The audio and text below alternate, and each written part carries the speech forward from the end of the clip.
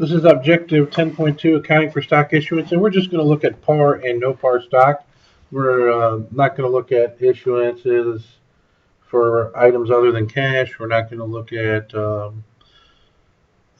issuances of preferred stock, so even though it closely follows this treatment.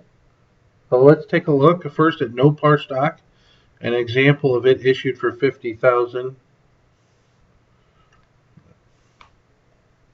For $50,000.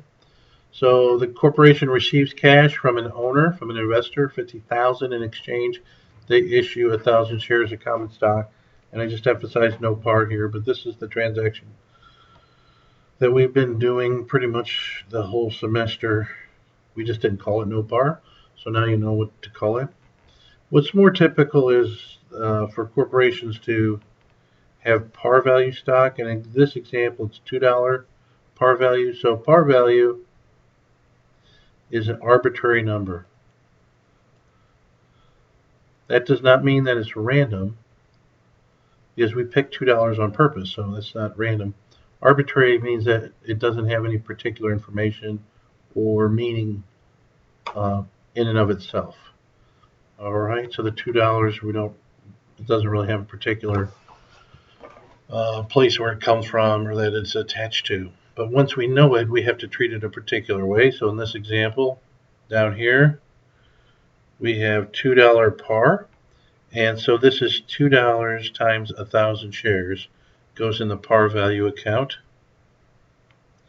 And then the remaining will go to additional paid in capital.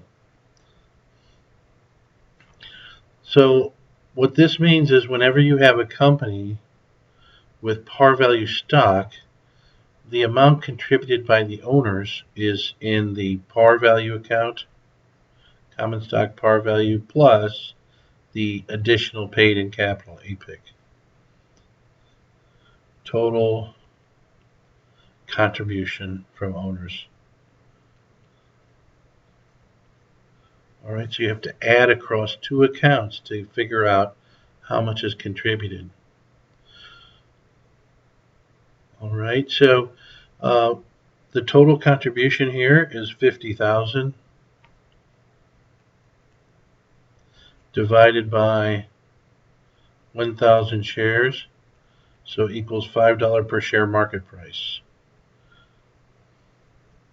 So if you wanted to figure out how much the market price was at issuance, that's how you would go about it. You would add these two contributed capital accounts together and divide by the number of shares at issuance.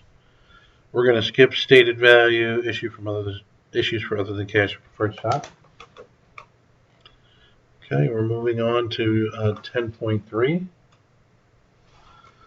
which is treasury stock, purchases of treasury stock, and how it affects total stockholders' equity.